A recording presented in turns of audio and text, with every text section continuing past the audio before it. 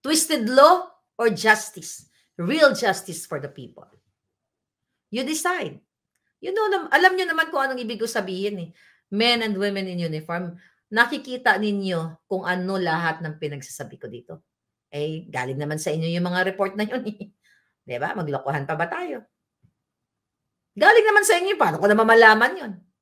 Nakikita nyo naman.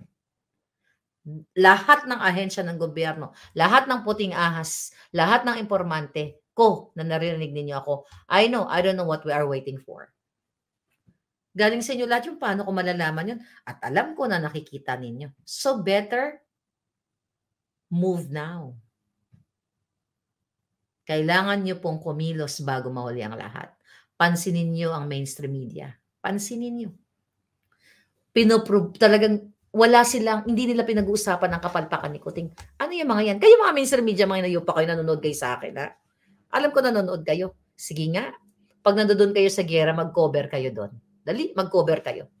Pag kayo tinamaan ng bang doon, at least mawakasan na yung mga kapikipikian yung balita. Ito ba'y katang isip lang ni Maharlika? Gusto lang ba magpasikat dito? Ganyan. Ano to? Invento na. Sinabi ko lang na, gusto lang ni Kuting ng gera pero wala namang ganon. Buang ba kayo? Nakikita nyo na lahat. Nakikita nyo sa pronouncement ni Kuting na niyayaya, ginagayak nila kayo.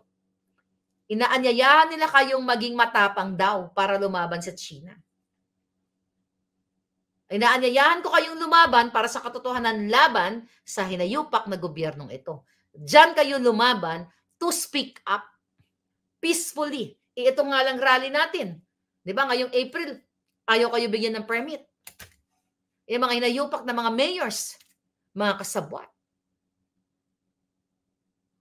Kawawa kayo. I hope, I'm praying to God.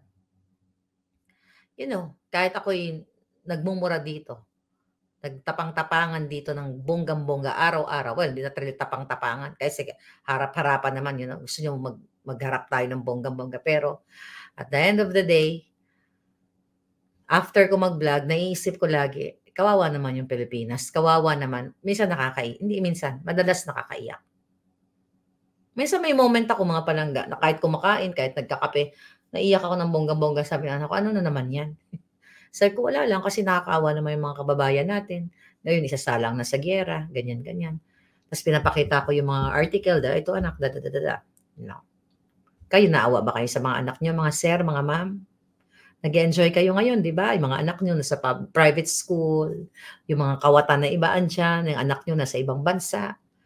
Pero hindi ka rin kayo makakaligtas. Akala nyo, hindi namimili ang bala, hindi namimili ang whatever weapon, mass destruction weapon, kung ano man yan.